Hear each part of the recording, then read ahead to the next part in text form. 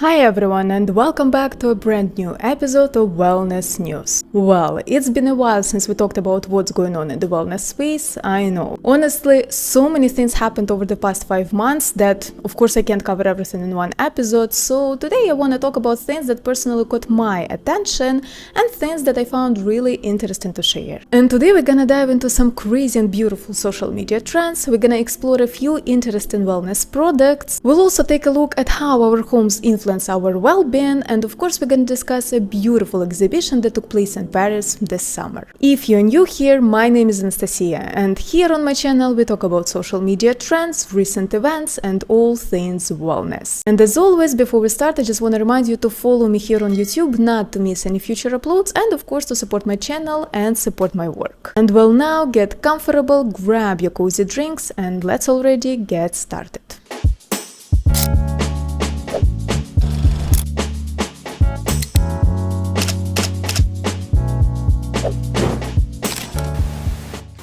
Well, if you love exercising at home, especially if you're into strength training, the next news is gonna be interesting for you, because we all know that workout equipment isn't really aesthetic, right? I mean, it's bulky and the colors can be too bright, like it doesn't really fit into our space, right? And so usually we try to hide it out of sight, especially if you don't have a separate room for a gym, for example. And so that's why Rachel, the founder of the company Subtle Impact, came up with a clever solution. She realized that home equipment can be not just functional, but also beautiful. And so she started to make dumbbells that look like home decor. The main idea wasn't just to make dumbbells that look nice. Rachel wanted to make a space that inspires a healthier, more active lifestyle through design that feels natural, inviting, and integrated into your daily life. And honestly, when I saw these dumbbells for the first time, I immediately thought, why no one did it sooner, because it's so simple yet so smart. I mean, first of all, it's clever from a marketing perspective, because Rachel doesn't sell just a product, she sells an aesthetic lifestyle,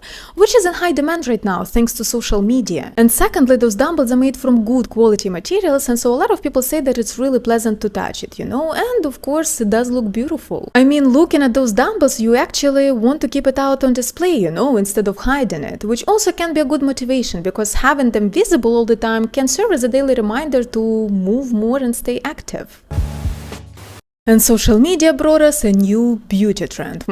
Apparently, if you're not satisfied with your skin on your thighs, you can just pull it and tape it. Yep, you heard that right. And while some people argue in the comments whether this trend is useful or not, I on one hand kind of get it, because for example, if you lose a lot of weight, your skin becomes not as tight as it used to be, right? And so you may feel insecure, and maybe a trend like this can help you to feel a bit more confident for a moment. But of course, on the other hand, it blows my mind how boldly some companies are trying to convince us that we are not enough. I mean, just use the common sense, right? Because if something happens to 99% of the women, then it's not a problem. Maybe, right? Maybe we don't need a solution for it because it's completely normal. Honestly, I feel like at this point, the only way to deal with this kind of companies is by working on ourselves, like learning how to accept and love ourselves, building confidence, and just ignoring those trends, because otherwise they're not going to stop.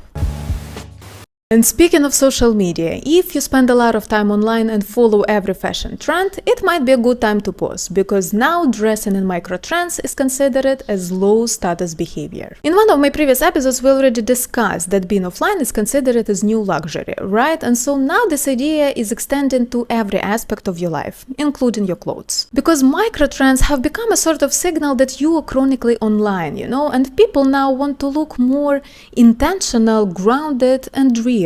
And of course, obviously, I love this shift, because not only is following trends is bad for the environment, but also it kind of makes you feel like something is wrong with you, like you're always behind, like you always need to buy more. Also, let's not forget that following trends makes everyone look the same, even though clothes are supposed to help you to express your personality, maybe your current mood, your character, some hidden sides of yours. I mean, I get the desire to belong and everything, but blindly chasing it often makes you lose the very thing that makes you unique. Of course, I understand that these new symbols of luxury, like being offline, slow living, deep knowledge of something, hobbies, are temporary, like probably just another trend. But at least it gives us a chance to pause, to pay attention to ourselves and reconnect with who we are, instead of constantly trying to be someone else. Well, the shift towards individuality starts showing up not only in fashion and social media, but also in our homes. So for years, minimalism has been the dominant aesthetic, right? Clean lines, neutral tones, empty spaces. And sure, having less possessions and living surrounded by soft, more muted colors can lower cognitive overload, helping us to feel calm and more focused, which is really great for our well-being. But at the same time, when everything becomes too neutral, too empty, too sterile, it starts to feel lifeless, And so the study published in the European Journal of General Medicine found that people who preferred neutral colors like beige, white, gray, black tended to have higher anxiety and depression scores. Yep. One of the possible reasons for that is that usually spaces like this often remind us of formal places like hospitals, offices, government buildings, which don't exactly feel welcoming or comforting, right? Also, of course, when we focus only on functionality, we often lose the emotional side of design, the ability to create spaces that bring us warmth, personality, connection, spaces that truly support and enhance our well-being. Moreover, a study published in Personality and Social Psychology Review in 2020 found that personalizing your space, even in small ways like objects, colors, little details, can increase your sense of happiness. So while minimalist spaces can look really beautiful, they're not always psychologically comfortable, But when you add some personal touches, authentic details, your space can feel emotionally safer and make you a bit happier. Well, if you love going to the gym, the next news is gonna be interesting for you, because the Chinese company Aquamax started producing and selling an unusual piece of equipment, underwater treadmill. Of course, the idea of this equipment is not really new, right? Underwater treadmill has been used for many years in physical therapy and rehabilitation, because exercising in water helps to reduce the pressure on your joints, which makes it safer to exercise and helps with recovery. And so on one hand, it's kind of nice that this kind of equipment is moving beyond its traditional use and starting to be integrated in regular gyms, right? I mean, of course, not every gym can afford it because of the price, but considering all the benefits, it's definitely a useful purchase. But on the other hand, this treadmill is also been sold with the promise of burning more fat, which of course makes my eye twitch. Because sure, any kind of movement helps you to burn calories, right? But let's not forget that exercises like cardio, especially in water, will significantly increase your appetite. So no matter how many calories this equipment will help you to burn, at the end of the day, most probably you will end up overcompensating it with food, or with the lack of movement because you spend too much energy. Losing weight is almost always about nutrition, while exercise is more about building muscle and toning your body. And then, of course, people are also concerned about the combination of water and electricity. I mean, company assures that everything is separate and completely safe. Of course, also let's not forget that we have lots of positive experiences with similar equipment that safely helps both animals and people to recover for years. But even with all that, of course, we can understand why people are concerned and why this equipment is causing anxiety, right?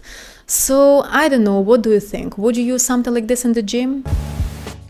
And social media doesn't stop surprising us with its crazy trends, because apparently people are into coffee enemas right now. Yep, this is a thing. Well, this trend is not really new. I just found out about it recently and decided to share with you guys, which makes me question myself, to be honest. So the guy who promoted this technology to the masses believed that it can help you to boost your immune system and to clean your body, which already says a lot, right? But moreover, there is no scientific evidence that this procedure actually works. Of course. I don't know what to say about this trend, I mean, it just amazes me how some people are willing to try anything weird or unproven instead of just focusing on the basics: nutrition, sleep, movement, and managing stress. Like, we have all the knowledge we need, and we still choose to go down the hill. Bravo.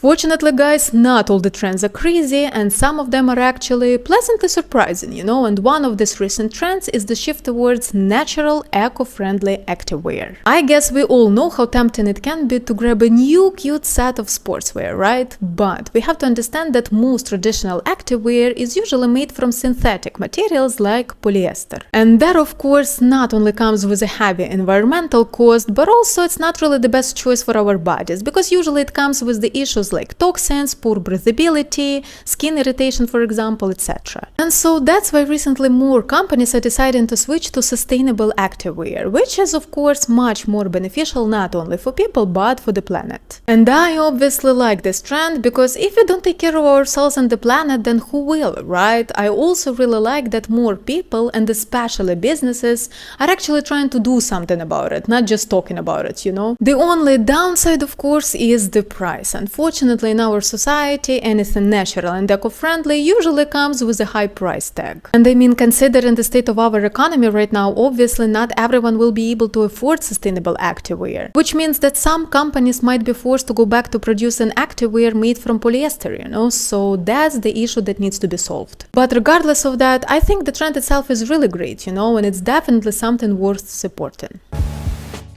And I want to finish today's episode with a beautiful installation that took place in Paris this summer. So, the French artist, the name is gonna be somewhere here because I cannot pronounce it, created an 18-meter pool at this museum and filled this pool with 200 porcelain bowls floating on the water. The bowls moved on their own without artist interfering, and so as they drifted and touched each other, they created soft, beautiful sounds. Of course, besides the fact that the installation itself looked stunning and was incredibly calming and meditative, the point was to offer the audience a unique experience. Because while the balls were randomly touching each other, they were creating sounds that could never be repeated, showing the uniqueness of the moment. And so each person visiting this installation had their own completely unique experience. So beautiful. I mean, this is exactly the kind of contemporary art I admire, you know? If I had an opportunity, I would definitely go. Because as a regular viewer, I don't want to think only about the meaning, you know? I want to feel inspired by art.